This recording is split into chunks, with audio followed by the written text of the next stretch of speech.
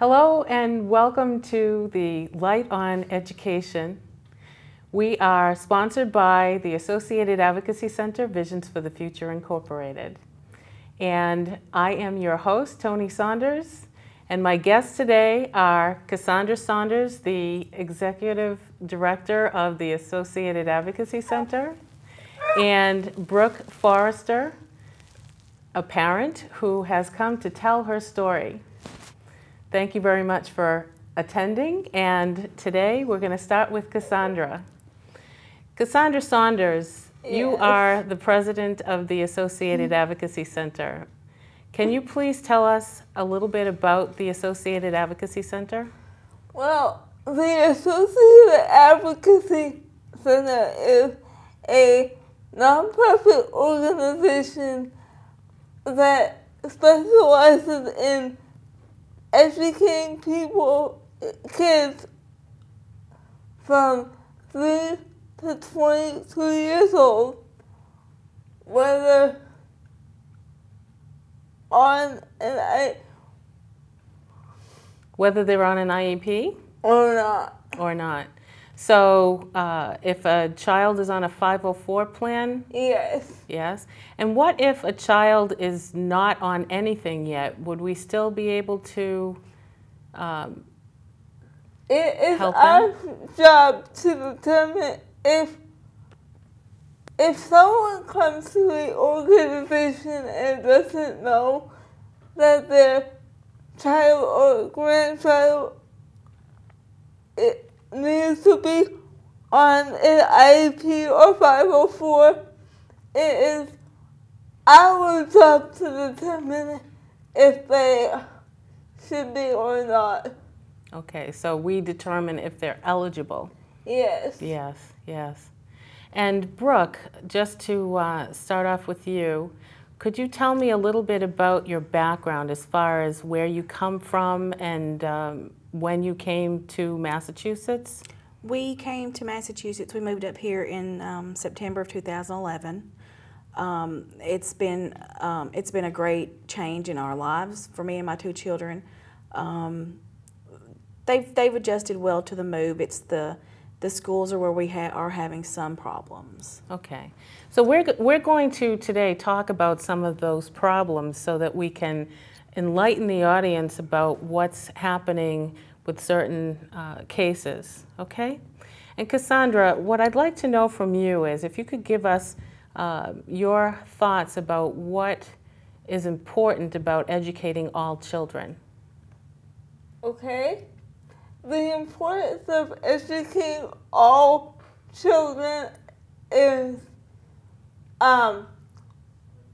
so that they can be a viable part of society, get a job, and determine for themselves what they want to do with the rest of their lives. Ah, that's absolutely true. For them to determine for themselves. So we're talking about independence, correct? Yes. Yes, that's what I would envision, is the independence of a student. And independence can be anything at all. It can be whatever it is that the child can do that makes them independent. And it has nothing really to do with the adults that are around the child to tell the child what to do. The independence comes from within. Comes from within. And Cassandra, can you tell us, did you graduate with a diploma? I did graduate with a diploma in the class of 2001 from Sandwich High School with high honors. High honors, that's commendable. That is commendable, really. And can you tell us just a little bit about what your education was like? Well, I had advocates all around me during my entire education. When I was 17, the high school I was at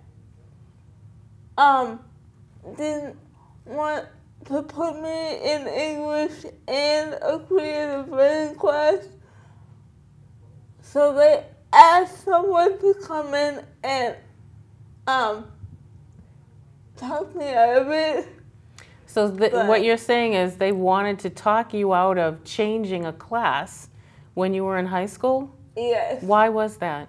Because they didn't think I could do it. They didn't think I could do English and creative writing at the same time. Why didn't they think you could do it? What was it? Because they thought that the coursework was too hard, meshing both classes at one time. Ah, I see. Was it because of the writing requirements? Yes. Yes. And so what did you do to prove to them? I got it modified. Like all my coursework for the creative writing in English was modified, and I ended up with like a B in that class and a B, I think, in the other class as well. Now tell me, what was it that you chose to do when you got out of high school? I chose to go to Four Seas, which is Keokuk Community College, and get a degree in web design. A degree in web design. Wonderful. And did you then pursue that as a career? Yes, I did. Now tell me, do you think that if you had not graduated from high school with a diploma, that you would have been able to go to college and have your own business?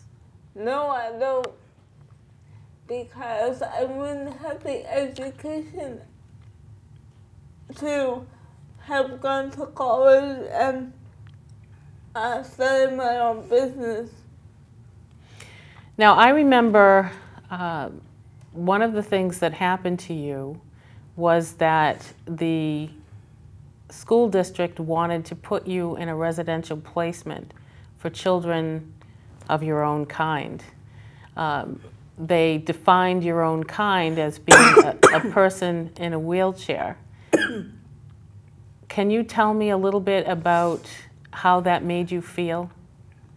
First of all, that's not my own kind. I don't have a kind. I'm a person that is in a wheelchair and that has a brain. Yes, you do. You do have a brain. And that's quite evident, because look at what you've accomplished over the years. You graduated, you said, in 2001, correct? Yes, I did. And so in that time, between 2001 and today, 2013, what kind of accomplishments have you made? I've become very independent.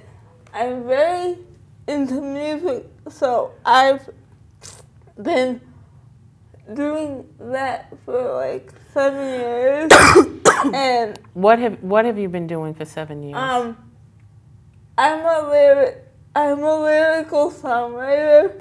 Oh. And I write songs for other people with my partner. Okay. And what are you doing with those songs today?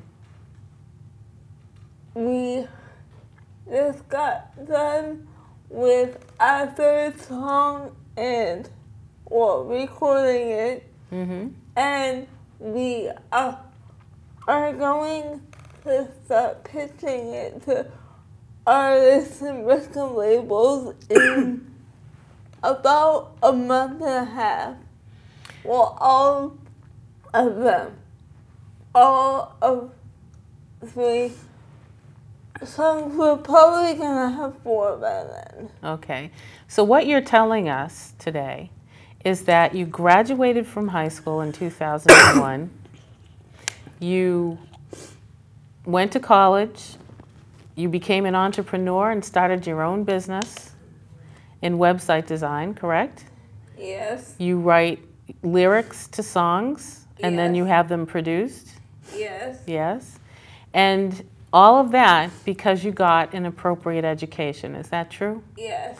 Absolutely. And congratulations on that. Thank you. And I would like to say that at the end of this segment, we are going to hear a poem that was written by Cassandra Saunders when she was in high school. But for now, I'd like to, are you okay, Brooke? I was nervous. Okay, wonderful. I'm so glad you're here. Thank I have you. to say that.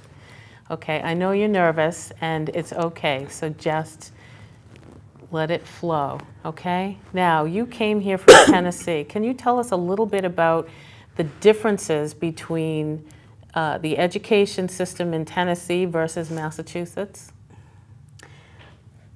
I think Tennessee is, in some ways, still old-fashioned to a point.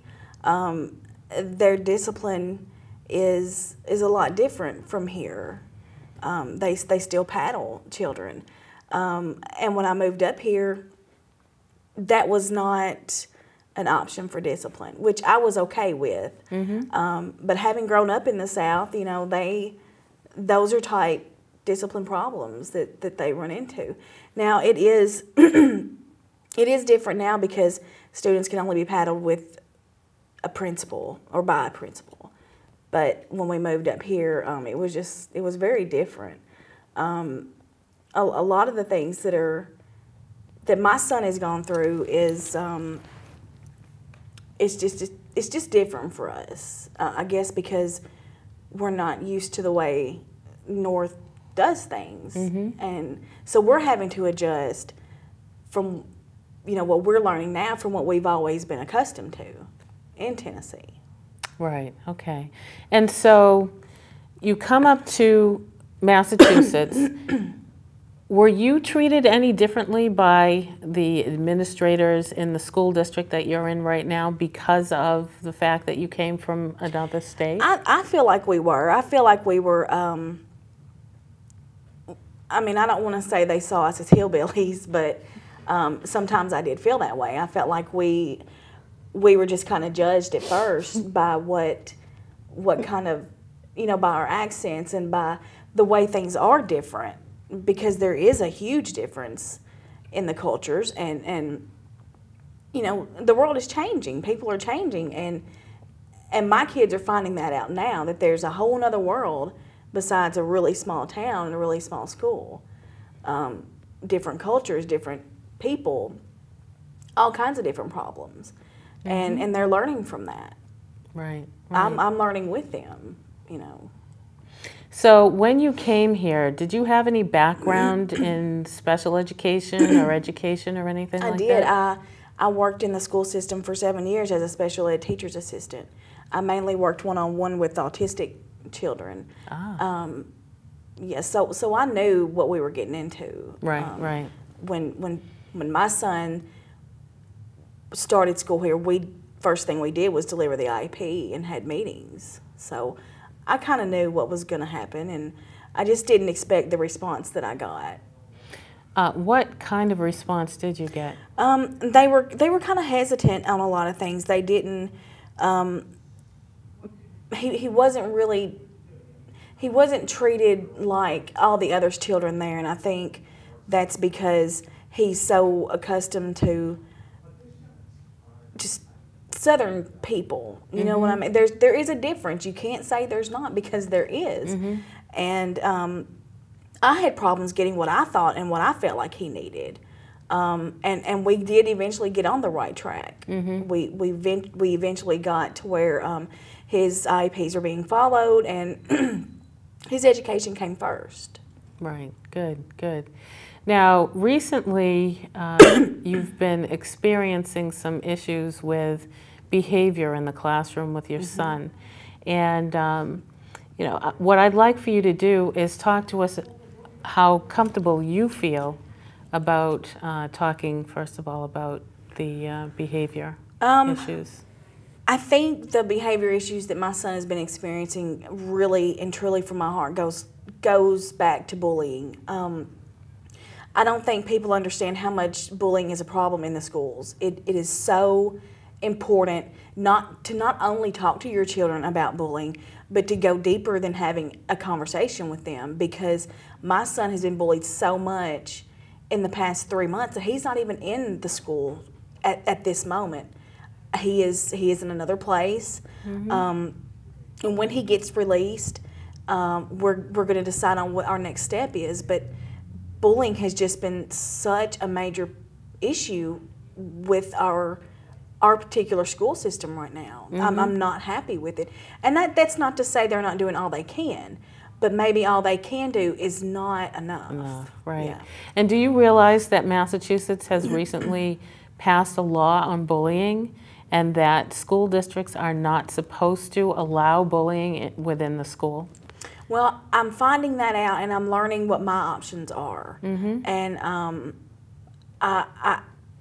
I'm just having to really figure out what we need to do, what'll best benefit him. And if it's taking him out of the school that he's in, then that's what's going to happen, because it's such a major part. And he being ADHD and him being mentally impaired in a lot of ways, he does not know how to deal with being bullied. He doesn't know how to react, what he needs to do. And like I said, talking to him, it needs to go further than that. Right. So what we're experiencing, not just in Massachusetts, unfortunately, but all over the country and probably all over the world, is that children are not growing up understanding that all people matter. Right. And that they don't have the right to belittle anyone. And so we're experiencing, I'm going to talk about Massachusetts since that's where we are, we're experiencing many, many students being bullied. They become cutters, they end up in mental hospitals. It's a widespread problem here in Massachusetts. And we are going to be doing more shows on bullying specifically, because we would like to help people understand what it is they need to do to help their child not be a bully, or to help their child, if they are a bully, if they are being bullied, help them to know who to talk to. I really think that is something that really needs to be addressed, because even the children that are bullying, there's a reason for that. Yes. To me, there's a reason that they're being so hard on other kids, and they need help just as much as the child being bullied. Right, right. In our organization, we believe that all children are special, because it's not about, whether or not you can do something. It's about how you grow and how you mature and what you learn as you're growing and maturing to be able to do anything that you can do in your life.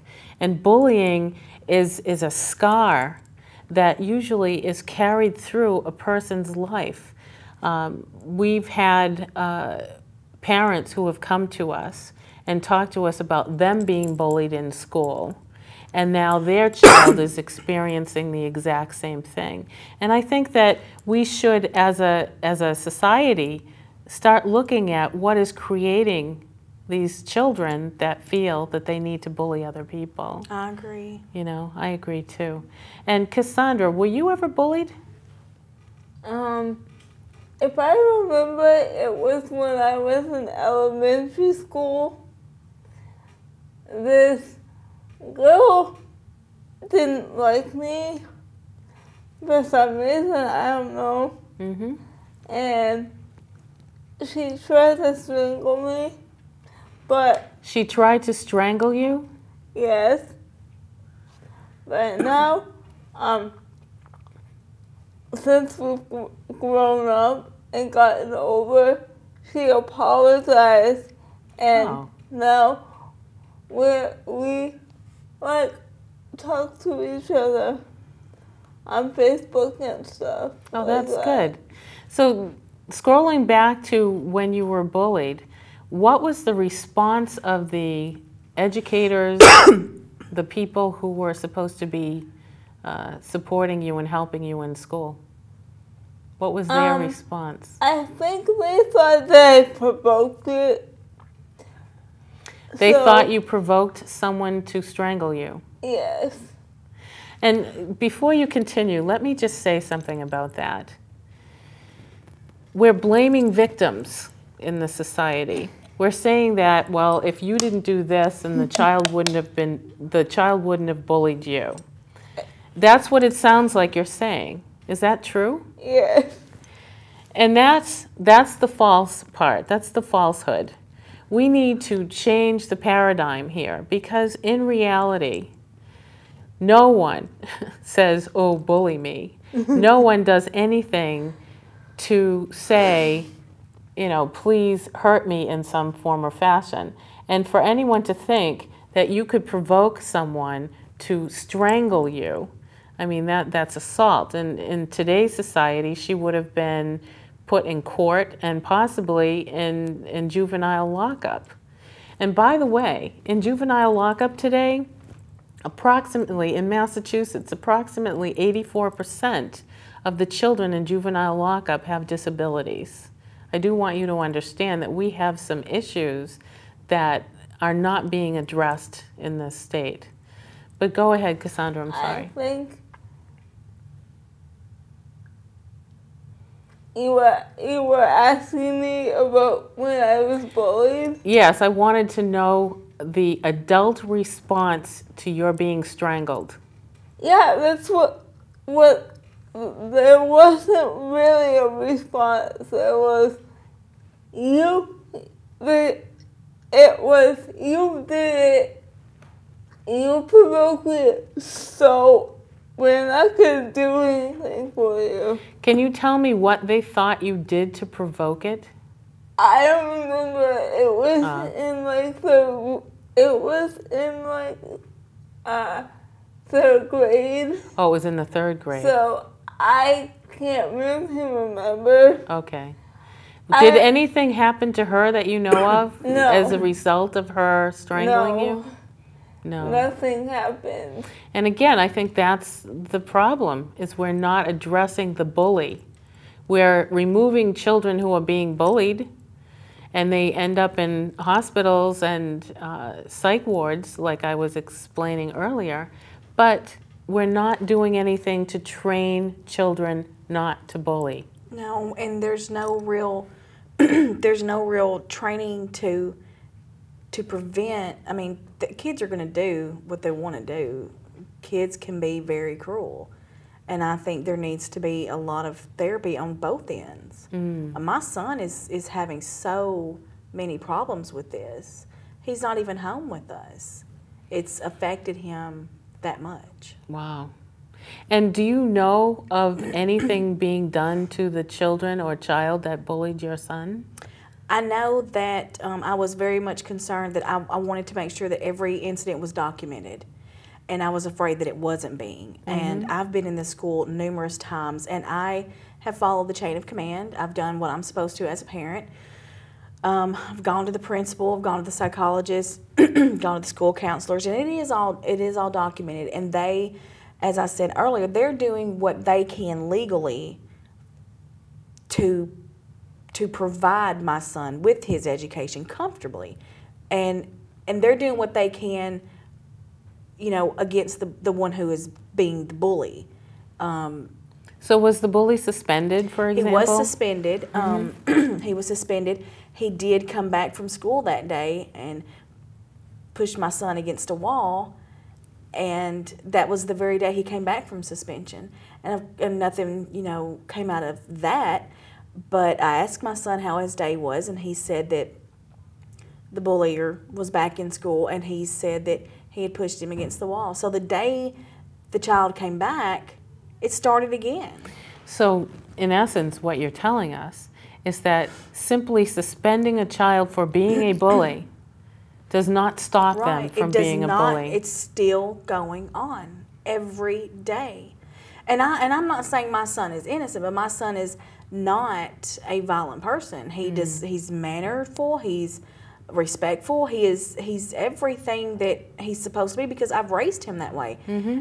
It's very, it's hard to explain how he feels. But no, I don't think that enough is being done. I'm proof that I never, ever had problems with bullying before we came here. And it's not to say that it's this school or this state or anything like that, but and I think as children get older, they go through things like this. Right. But I just don't think enough is being done. I don't. Right.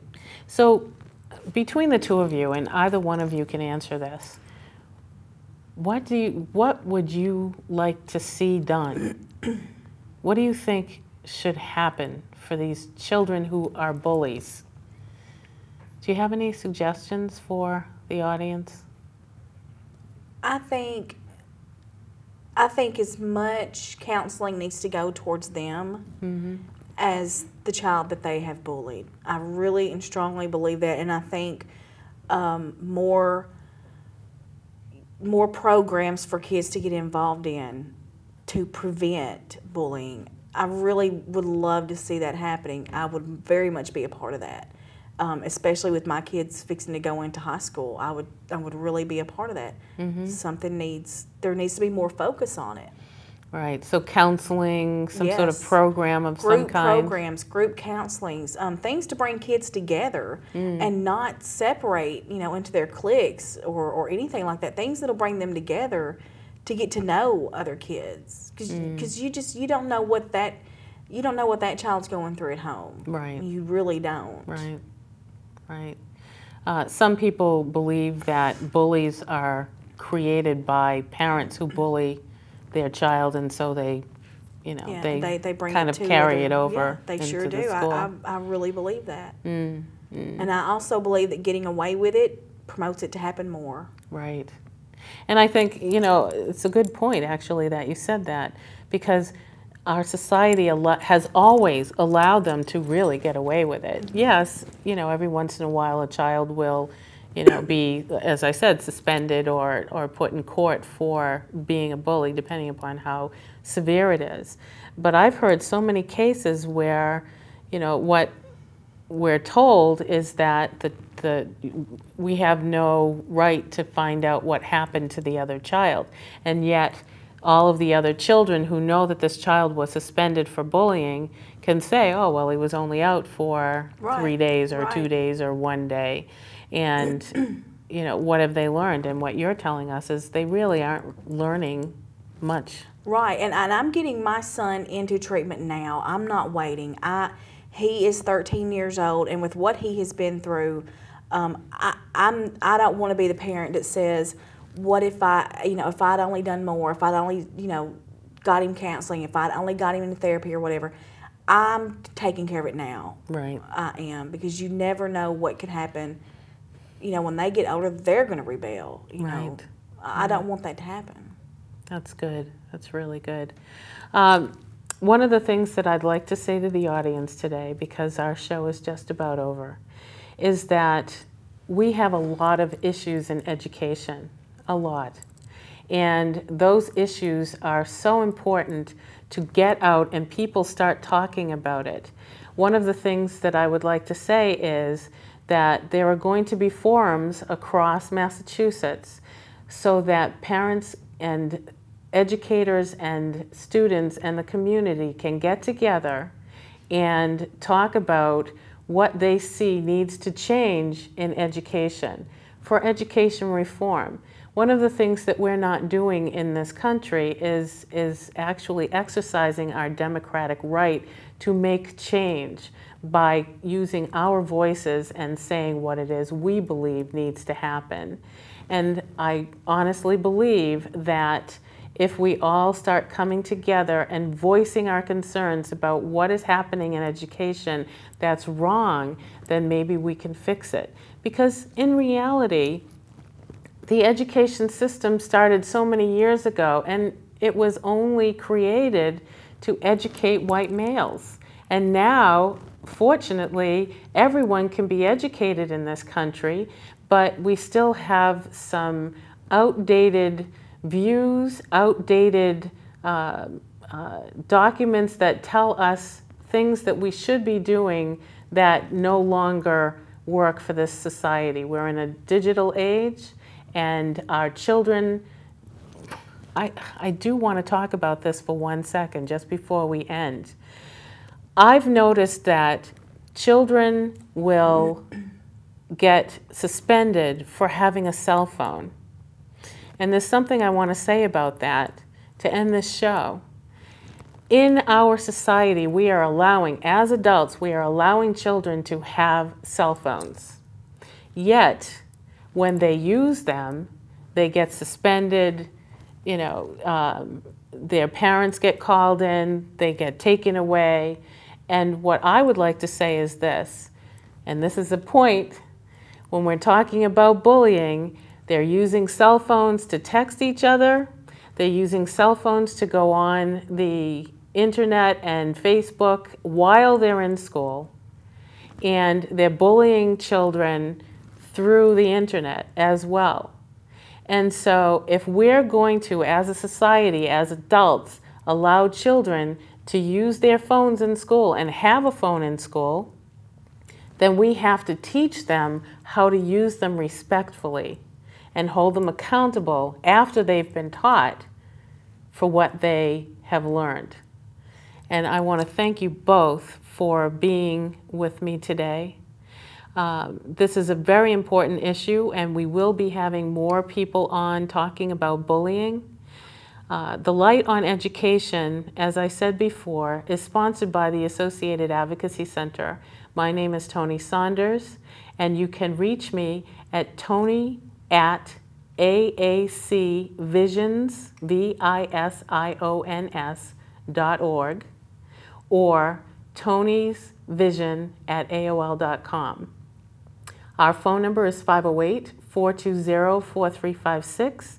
If you have any questions, concerns, or comments about today's show, please let us know what they are. We want to make this show appropriate for all people, and it will be diversified, and we're going to have students here as well as parents and educators and politicians if they'll come. So thank you very much for being here with us today, and thank you, Brooke and Cassandra, for being our first guest on the Light on Education. Thank you.